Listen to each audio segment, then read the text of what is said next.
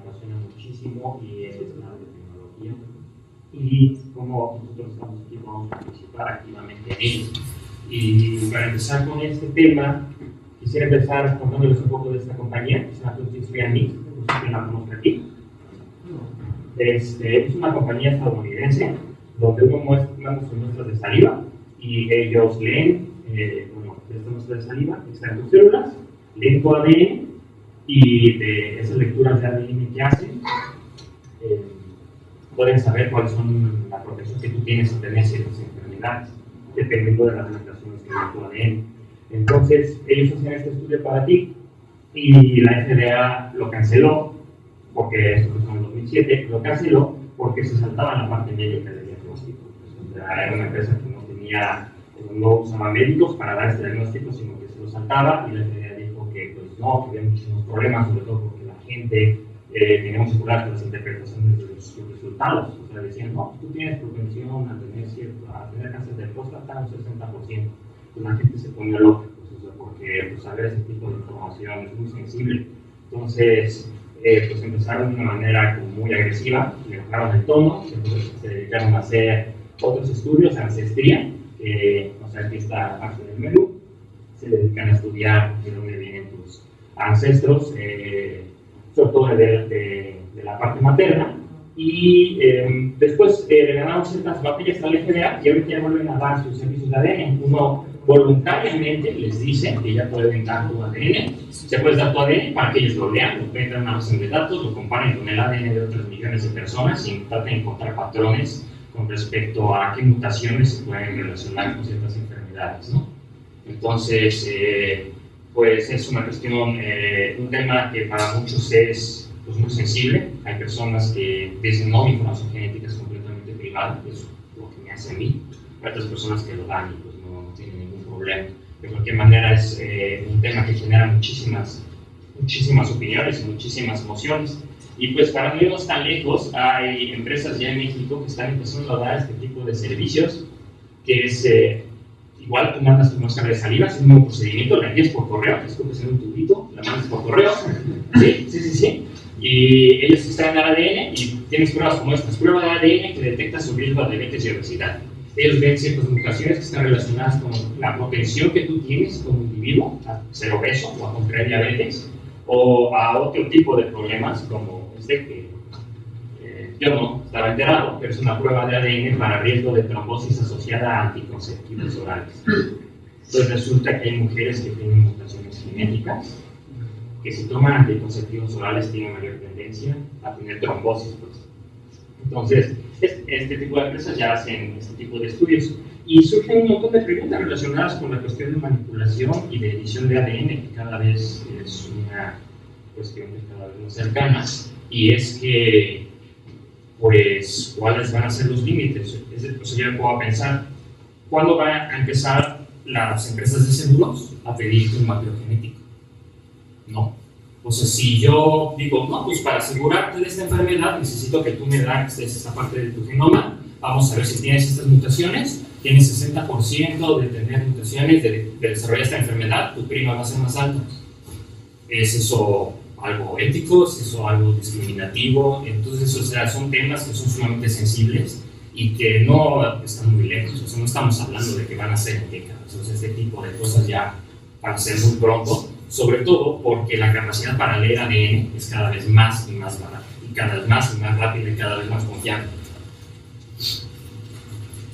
Hay, pues, o sea, toda esta cuestión de manipulación de ADN hay inversionistas que ya comparan el código genético con el código bits, que es ceros y unos. Entonces, están invirtiendo muchísimo dinero en la posibilidad de manipular, leer y utilizar el código de la vida, que está formado de esas 4 letras. Y pues, o sea, para darnos cuenta de por qué por qué esta plática y por qué pongo estas ideas en el aire.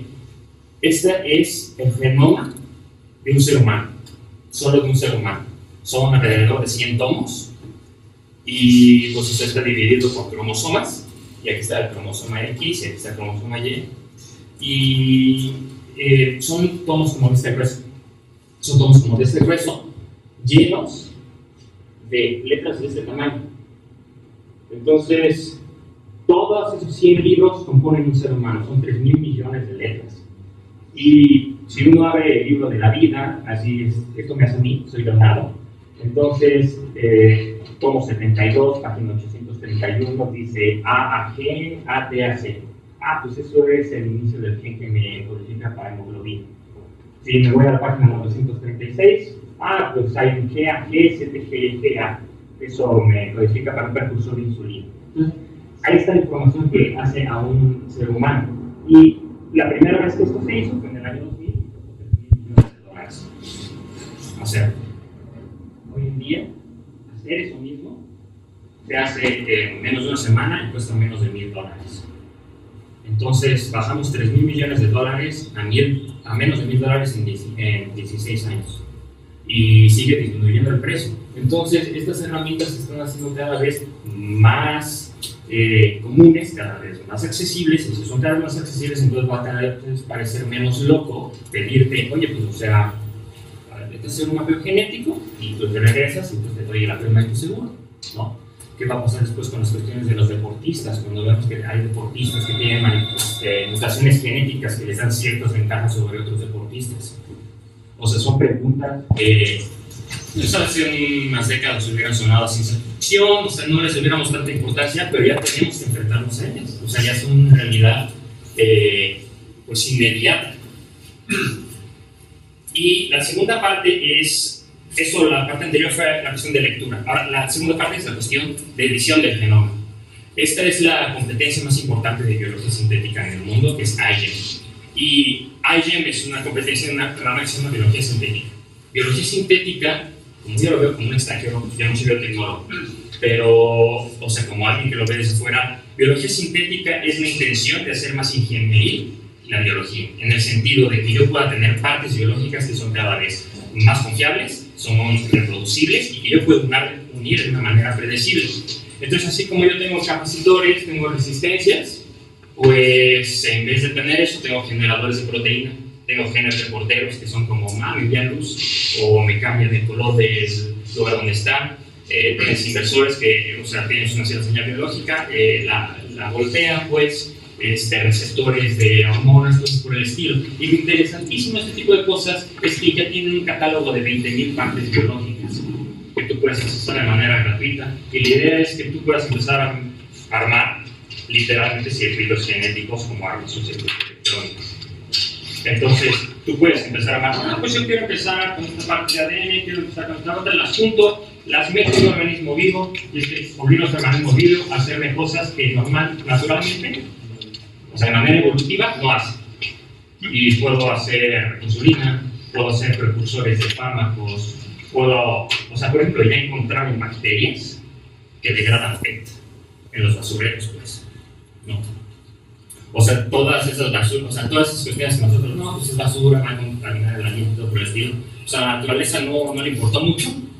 Hubo bacterias que evolucionaron y ahora consumen PET. Ahora imagínense que yo tomo esa bacteria, la modifico de una manera cada vez más precisa y la obligo a comer 10 veces más PET. Y entonces tengo un contenedor donde echo mis cantidades de botellas y obtengo un fármaco útil. Entonces toda esa cuestión que era basura ahora se vuelve un combustible esencial para producir un fármaco o algo por el estilo. Entonces esa parte es súper fundamental. Y lo interesante es que todas estas técnicas, todos los aparatos que son necesarios para hacer este tipo de experimentos están empezando a disminuir cada vez más de precio. Entonces eso es la parte más interesante y pues es cada vez más cercano a casa. Y por eso traigo dos equipos para empezar a mostrarles cómo se empieza a ver esto como un poco más de introducción a la casa, ¿no? Entonces esto es una centrifugadora. Esto realmente es una Dremel, ¿no? Y aquí en la parte de abajo, ajustado, tiene una base que mandé a imprimir muy amablemente, tiene 330 ohms. Entonces, esta base se le ajustan este tipo de tubos, pues, que son 1.5 mililitros. Y lo interesante de la Dremel, a diferencia de un taladro, es que tiene revoluciones por minuto altísimas. No es un taladro que tiene una torca mucho más grande, pero una revolución mucho menor. Entonces la DRM llega como a 32.000 revoluciones por minuto y eso nos permite llegar a tener una cantidad de gravedades en los tubos suficientemente alta de manera que podamos empezar a separar componentes biológicos. Ahorita vamos a hacer, voy a pasar 2 voluntarios, no ahorita, pero para introducir su saliva aquí con otro componente, y vamos a ver cómo se separan las células en 90 segundos. Entonces con eso ya podemos empezar a trabajar con, o sea, si yo quisiera separar esas células para empezar a extraer su ADN, esto es súper esencial, me deshago de la parte de arriba y ya puedo empezar a trabajar con las células de abajo. Entonces una centrifugadora que es de mucho menor costo que prácticamente cualquier centrifugadora comercial que puedan encontrar de laboratorio. Y el segundo es un prototipo que estoy desarrollando, que es un termociclador. ¿Y qué es un termociclador? Un termociclador es básicamente una estufa. O sea, es un nombre muy rimbombante, pero realmente lo que hace es calentar, enfriar, calentar, enfriar. ¿Y por qué nos interesa esto? Esta máquina nos sirve para copiar ADN. Y nos sirve para copiar ADN miles de millones de veces. Entonces, está hecho de un disipador. Y el elemento interesante aquí es la celda Peltier que está en medio.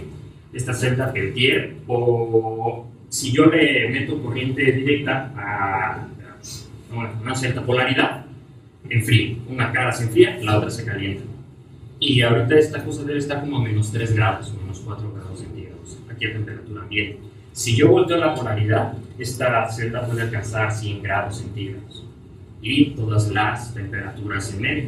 Entonces, bueno, esta es la máquina que nos sirve para hacer esta técnica, una PCR. Y ahorita voy a explicar cómo que consiste rápidamente la técnica. Y fue inventada por este hombre que es Karim Mullis. Y Karim Mullis se ganó el premio Nobel por inventar esta técnica. Fue una maravilla, pero después parece que los premios Nobel tienen derecho de empezar a hacer locuras. Y después empezó a decir que tenían contactos con extraterrestres y cosas por el estilo. Y bueno, nada más puse eso porque me pareció súper chistoso en la Wikipedia, ¿no? Se encontró con un mapache que brillaba y negaba que era producto del LSD. Y pues bueno, o sea, el nombre está ahí, pero pues ya tiene su premio Nobel por haber inventado esta técnica que es realmente brillante.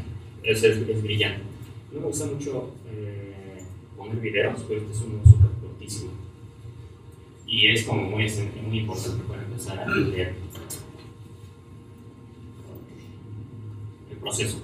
Ok, entonces esto es una molécula de ADN, ¿no? Ya los conocemos, la doble hélice. Entonces aquí tenemos el termómetro, ¿no? Empezamos a subir la temperatura, como lo que voy a hacer con ese termociclador. No ahorita, o sea, porque es un proceso que tarda bastante tiempo. Entonces, si yo empiezo a subir mi temperatura, empiezo a subir a 95 grados centígrados, este ADN, que ya debe haber extraído de las células, se empieza a desdoblar, se empieza a desarrollar y se empieza a separar. ¿No? Sabemos que están unidos en su estructura, el ADN está unido, y se empieza a desarrollar y se empieza a separar. Entonces, al llegar a 95 grados, se separa el ADN. Entonces, está ahí bailando bajo la temperatura, y para este procedimiento de PCR, yo ya debí haberle metido otros pedacitos de ADN más chiquitos. Esos pedacitos de ADN se los meto yo y yo decido cuáles son.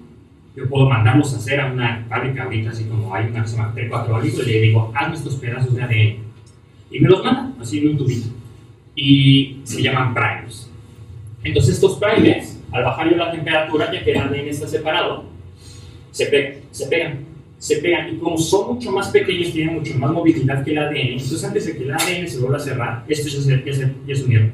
Entonces cuando ya se unieron ya no se puede cerrar el ADN, ¿no? Ya no tiene dónde pegarse.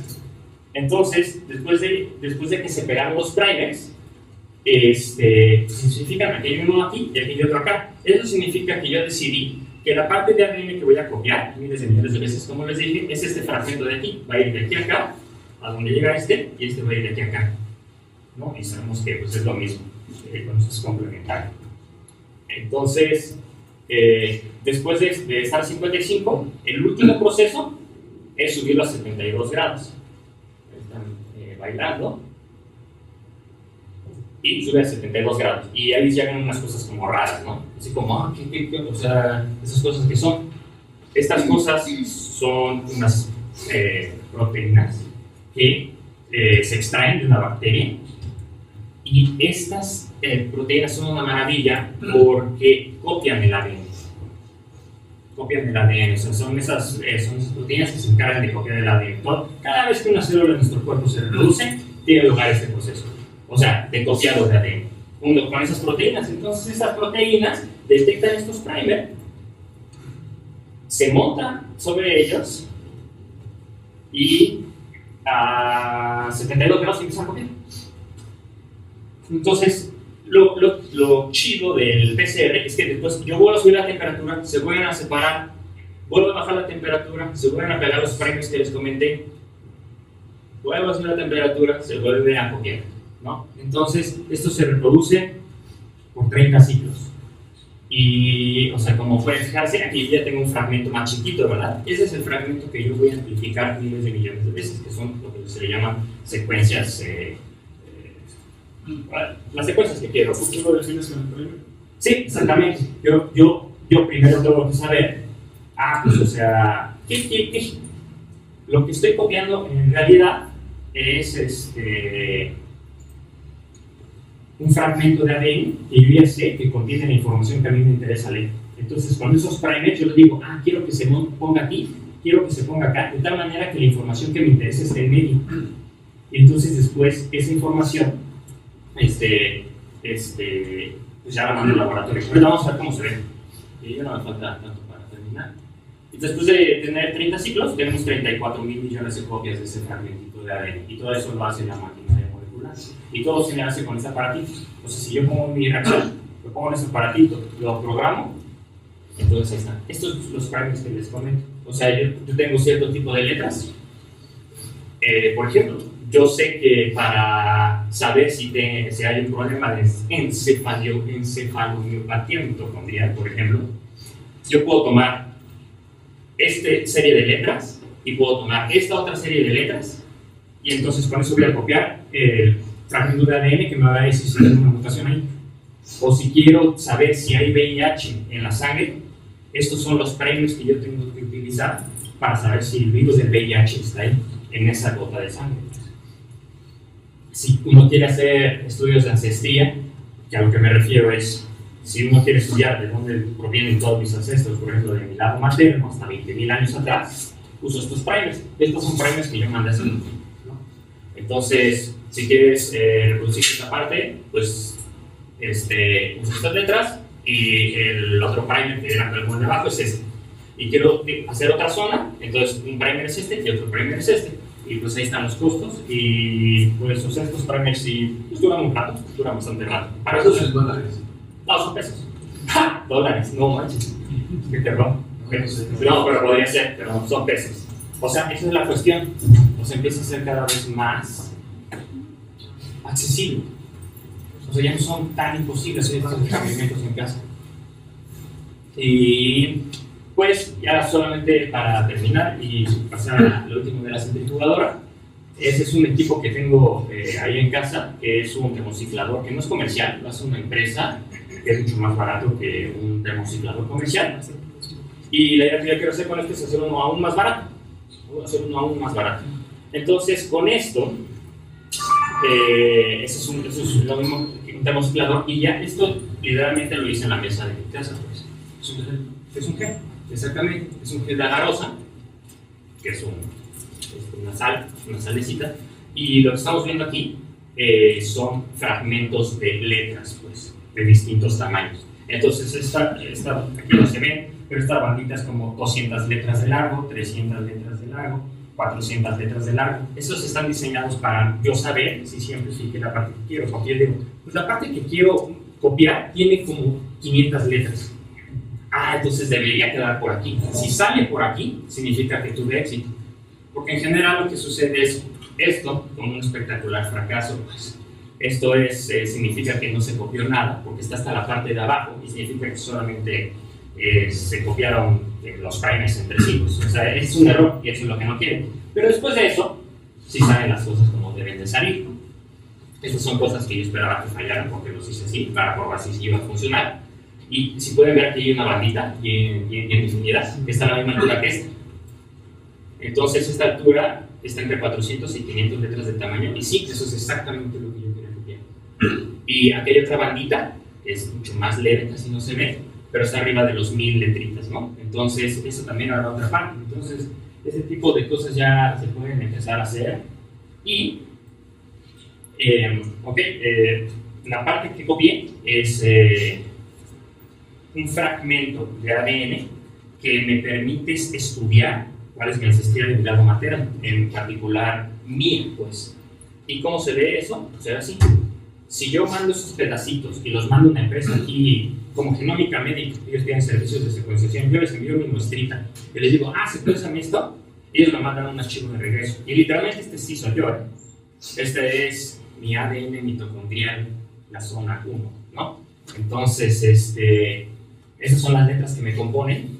Yo meto esto en una base de datos gratuita y entonces me sale que pertenezco al haplogrupo A. Y ese haplogrupo es, me dice que la madre de mi madre, de mi madre, de mi madre, de mi madre, de mi madre, cruzó el estrecho de Bering, pues, hace 15.000 años. Entonces, es un haplogrupo que se generó en Asia y después se pasó a los nativos americanos, pues. Entonces, la cuestión es que pues es una comprobación más de que sí hubo un cruce del estrecho de Bering.